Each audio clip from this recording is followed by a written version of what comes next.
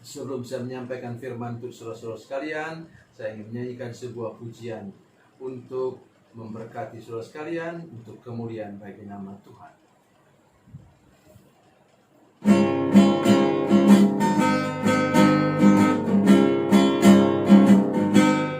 Pergilah kamu ke seluruh dunia, sampai ke ujung bumi. Beritakanlah Injil damai sejahtera, jadikan semua bangsa murid Kristus. Yesuslah yang punya segala kuasa di sorga dan di bumi. Ingatlah Dia ada besertamu senantiasa sampai akhir zaman. Sampaikan kabar kesukaan itu, baptislah semua yang percaya. Ajarlah mereka untuk lakukan firman Tuhan yang telah kau pelajari. Yesuslah yang punya segala kuasa di sorga dan di bumi. Ingatlah Dia ada besertamu senantiasa sampai akhir zaman.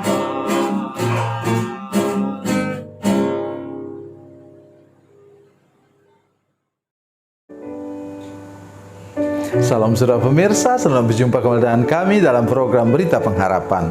Saudara pemirsa, hari ini saya mengajak kita untuk merenungkan bahwa Tuhan mau kita tinggal di taman. Itu rencana Tuhan untuk hidup kita. Loh, kita katakan, tapi kami tinggal di rumah petak di kota besar. Bagaimana ada tamannya?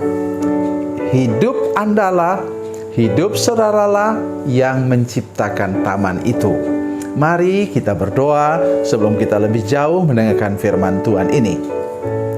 Bapa, dalam nama Yesus berkati kami semua, seluruh jemaat, semua pemirsa menyaksikan program ini, supaya kami sadar bahwa Tuhan mau kami tinggal di dalam taman. Kami berdoa supaya melalui kehadiran kami, lingkungan hidup di mana kami berada seperti dalam taman. Terima kasih Tuhan, terpujilah nama-Mu.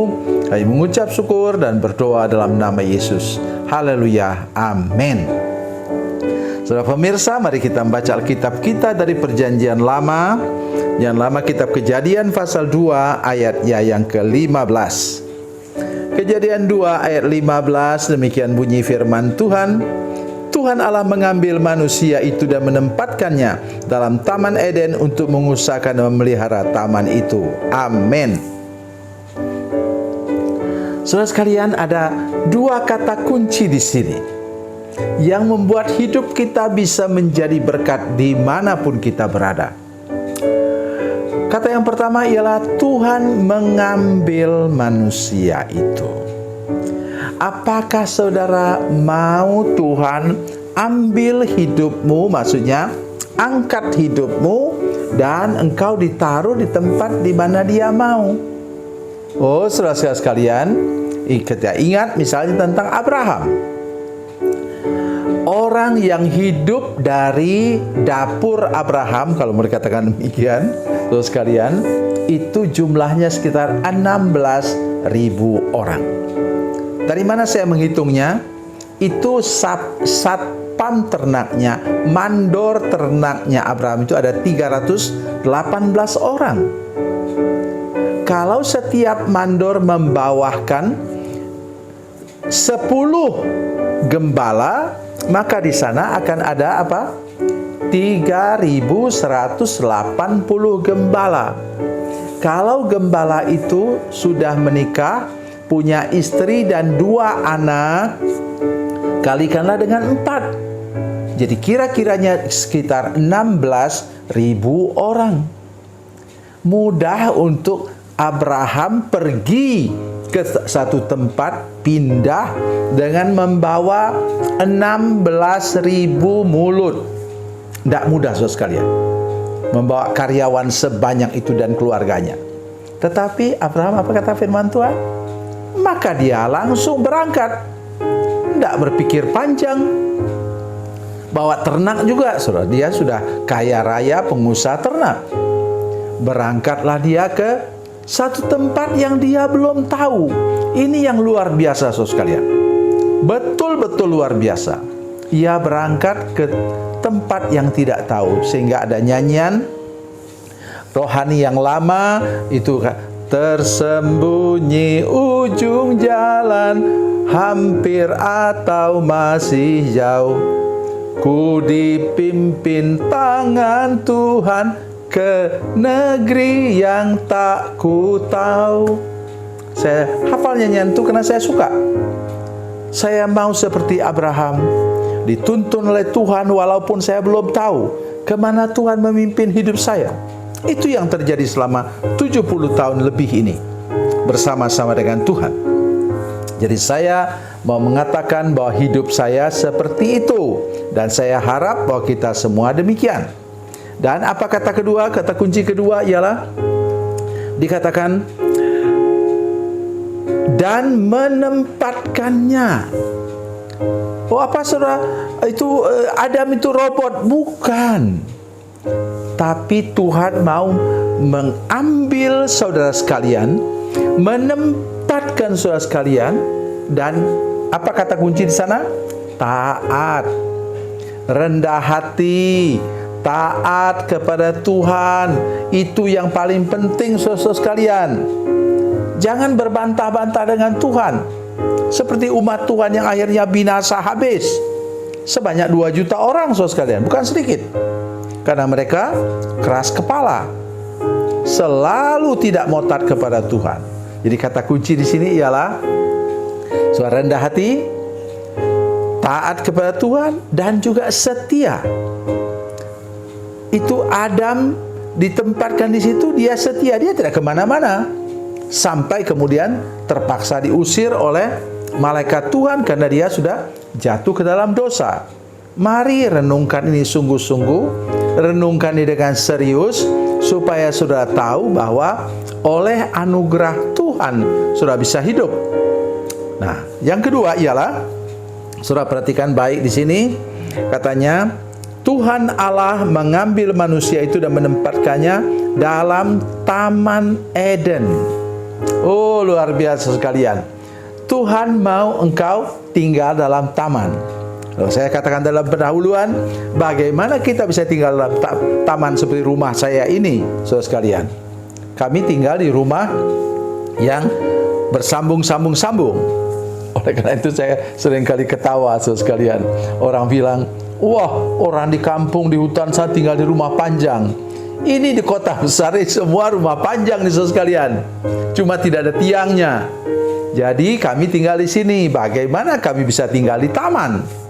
Ya, maksud firman Tuhan ialah dimanapun kita ditempatkan Tuhan, harusnya kita menjadikan tempat itu taman, tempat yang nyaman.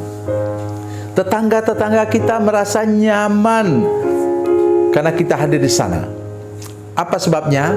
Karena kita sudah memancarkan keharuman Kristus. Keharuman Kristus. Jangan pernah lupa akan ini, saudara sekalian. Sehingga harum semerbak di sekitar rumah kami ini, kami harapkan itu terjadi. Dan jangan sampai kemudian orang pagi, siang, malam mendengar orang bertengkar dari rumah kita, orang anak-anak menjerit-jerit di rumah kita, gitu, orang mendengar piring mangkuk pecah. Oh ya benar, saudara sekalian. Kami pernah bertetangga dengan orang Kristen, saudara sekalian, yang kemudian setiap kali mereka bertengkar itu, ibu itu lemparkan semua piring mangkok ke halaman. Sampai ketua RT minta tolong kami. Pak Pendeta, bisa tolong? Itu jemaatnya itu gawat. Saya bilang bukan jemaat kami. Tapi kemudian puji Tuhan, oleh anugerah Tuhan,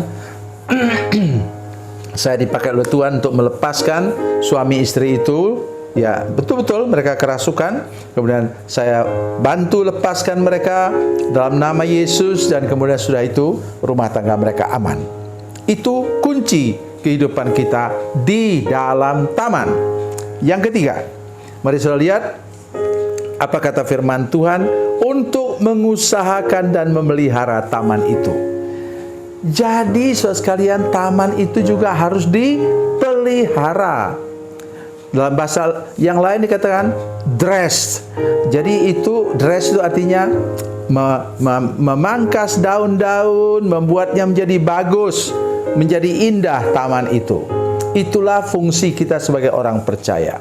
Melalui sikap hidup kita sehari-hari, melalui pergaulan kita, menjadi teladan hidup, melalui teladan kehidupan kita saudara sekalian. Orang-orang di sekitar seperti hidup dalam taman. Taman yang indah, taman yang dipoles dengan baik. Rumah kami tidak terlalu besar. Ya, tipe seberapa?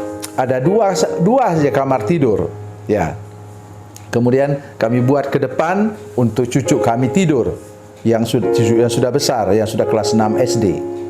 Saudara sekalian, saya minta kepada kita hari ini untuk sadar benar akan hal itu, supaya hidup kita menjadikan lingkungan di mana kita berada, di mana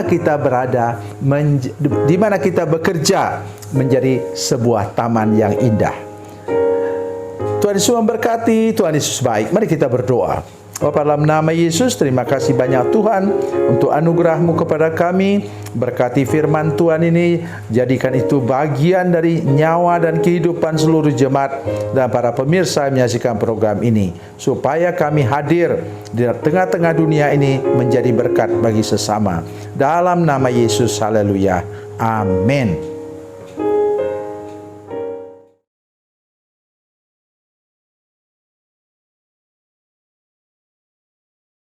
Salam saudara pemirsa, mengakhiri program ini, saya mohon kepada saudara-saudara pemirsa sekalian untuk bila saudara menyaksikan program ini melalui channel YouTube, maka tekan subscribe dan bunyikan lonceng. Dan bila saudara menyaksikan program ini melalui channel Facebook, tolong saudara-saudara sekalian tekan like dan juga komen. Dan demikian pula bila sudah menyaksikan program Makan Bergizi hari ini yang tertulis, maka tekan yang sama juga, tekan like dan tekan komen. Dan tolong saudara-saudara sekalian untuk membagikan program ini, share program ini di channel saudara-saudara sekalian, supaya lebih banyak lagi orang diberkati melalui program ini. Tuhan Yesus memberkati, Tuhan Yesus baik.